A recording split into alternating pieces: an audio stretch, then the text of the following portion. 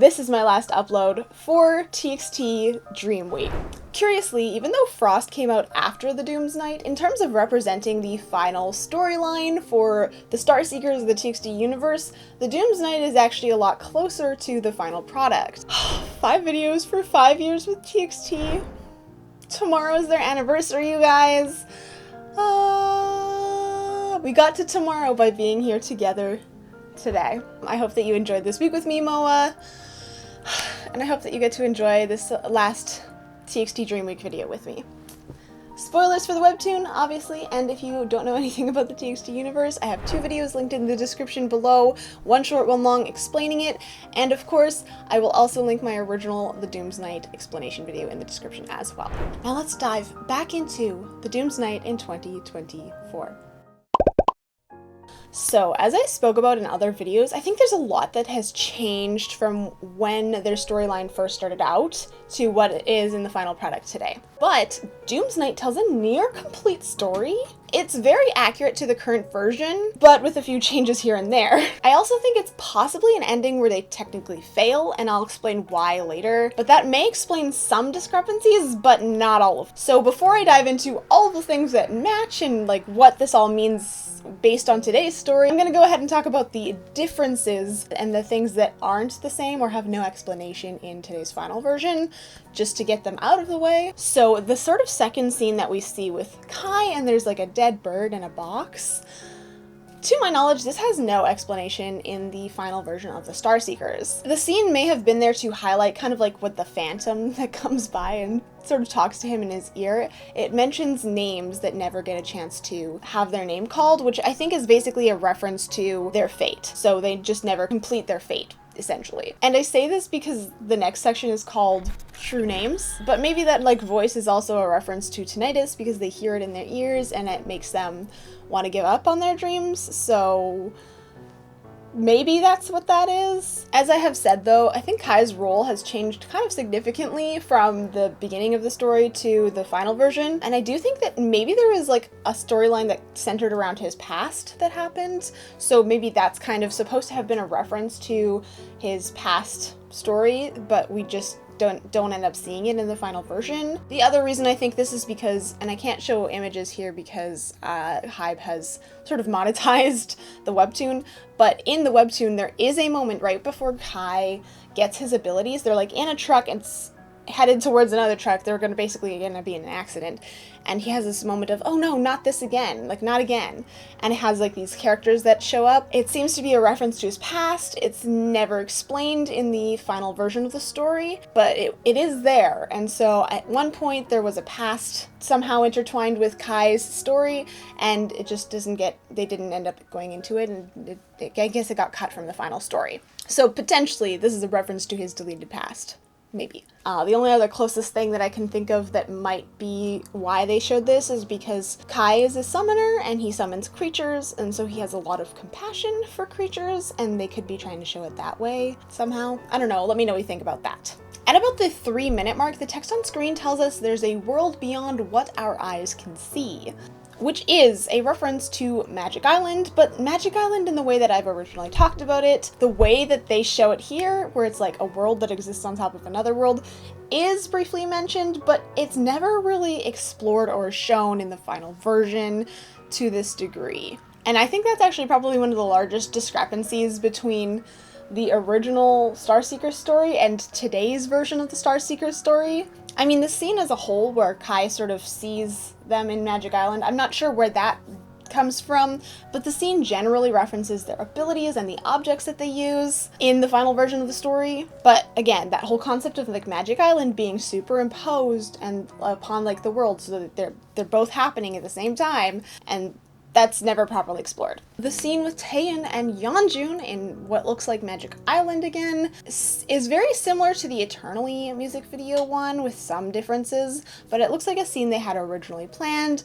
This also never happens in the final version of the Starseekers. There's never any kind of scene where Taeyeon sees Yeonjun either dead, like in Eternally, and as we talked about in that video. We don't see Yeonjun ever give in to the cat in this way, exactly like this. He always thinks about it, but it never actually happens specifically. I'm also not entirely sure what the cat was hoping to gain here. In the web novel, we do know of an alternate universe where the cat possessed people, and then he basically looks like people, and so they start to be like, wait a minute, who are you? And they end up sealing the cat away into the labyrinth as it possesses Yeonjun. So basically Yeonjun, possessed by the cat, is sealed away in Kai's labyrinth.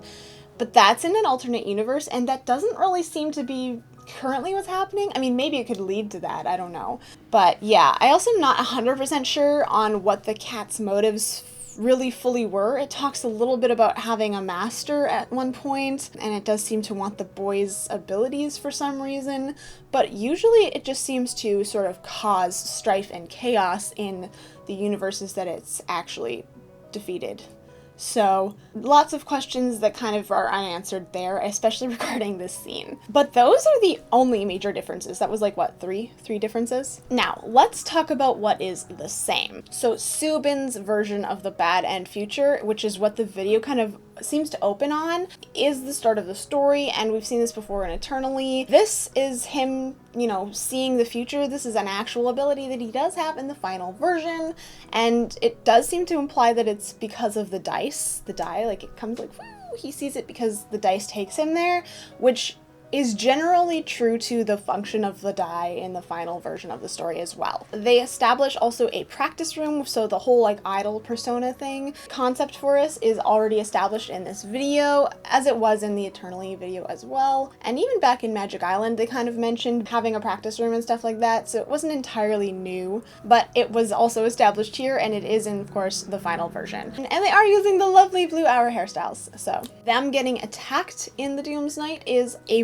reference to them frequently being attacked by the Dragon Slayer clan, which is very consistent. So it literally starts out with showing Subin's dilemma, and then the whole scene with Kai setting up the true names issue, them going into the practice room, their idols, and then them getting attacked. This is really similar to sort of how we see the story progress. And of course the Dragon Slayer clan was attacking them because they are supposed to be the Boys of Destiny. So Fate, again, true names. And they do actually manifest their powers here as they're being attacked. It's not exactly like this in the final version, but I think the situation is similar enough that you can say, like, yeah, that's related, that's connected, because they're attacked here and it does seem like they're like, whoa, wait, we really did just use magic, like it actually happens in that way, or at the very least they aren't very good at it, which is also similar to the situation that happens where they're attacked by the Dragon Slayer clan and then they have to make a contract with the cat under pressure, specifically Yeonjun.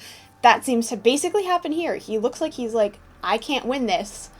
The cat comes, helps him, and then they disperse. So even though the situation is slightly different, the concept of the pressure that they're under and like their skill level is basically the same. For the section Song of a Star, we see Subin getting taken back in time and sort of shown the secret of Magic Island and about their past and about how to defeat the dragon. This is actually shown in the webtoon, but they go all together. It's not just Subin. So this is also something that was different in the Eternally music video. Originally, I guess Subin went by himself.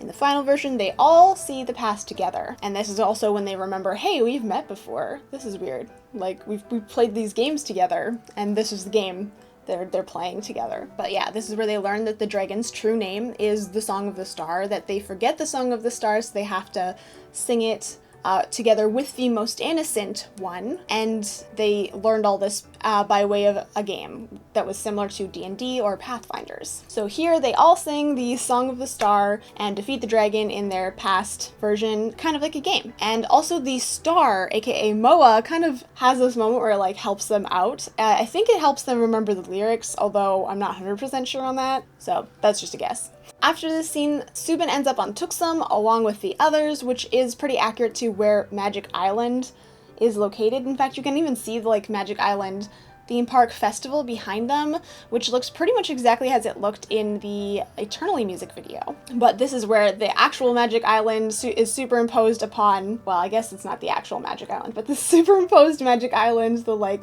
one that we see in the Magic Island music video, is superimposed upon the real world, and the real world's Magic Island is the theme park.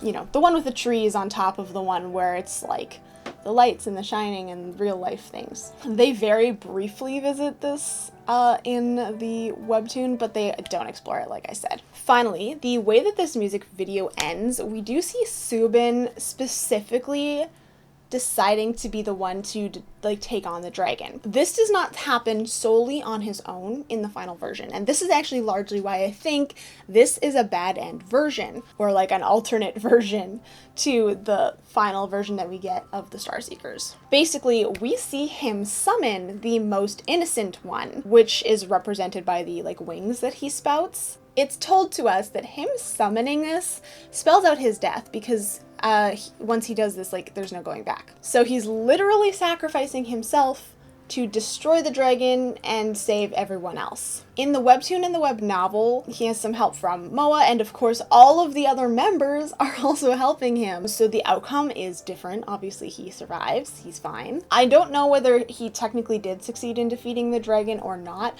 Regardless, even if he did, I feel like he would have sacrificed himself and everyone else would be left. But at the end, we do see the dice rolling again. And so I do think this is showing us that Moa created another die to give it to a different person in a different universe, hoping that when given to him, will share this burden with the others instead of deciding to do it by himself, which is actually part of accepting his true fate. He needs to tell other people about what he sees in order to have the right ending, which is what he does in the final version, but not here. Here he does it himself. He takes on that pressure by himself. So if he accepts his true name and his fate, he allows the others to do the same, and together they can defeat the dragon without any casualties. And yes, finally stop the apocalypse. Of course, we do know he manages to do this in the real version of the story. And that's it. That's everything. Thank you guys so much for watching. Happy TXT 5th anniversary. I can't believe we made it through all these videos. This is a lot. I really hope I didn't miss anything. I probably did. If I did, feel free to let me know in the comments below. Tell me your favorite TXT moment leading up to this. What's your favorite music video? Literally share all the excitement. I'm so excited. Can't believe it's the 5th anniversary. Like, that's actually crazy. Thank you guys so much for watching. I hope that you enjoyed this video. If you did, make sure you give it a thumbs up. Please subscribe for future fun TXT lore content, hype-related stuff, all that jazz. I think there's a comeback coming soon. That's what the rumors say anyway. And of course, I'm actually writing sort of like a fan rewrite of TXT's story based off of the original sort of the Starseekers music videos as well, so keep an eye out for that sometime in the future. I of course want to give a shout out to my patrons over on Patreon. Thank you guys so much for all of your support. I really couldn't do this without you. You help pay my editor. It's great all around. If you want to become a patron, the link is in the description down below. As it is, thank you guys so much for watching. Stay sunny, everyone. Bye! Why are there so many cars? They're so loud.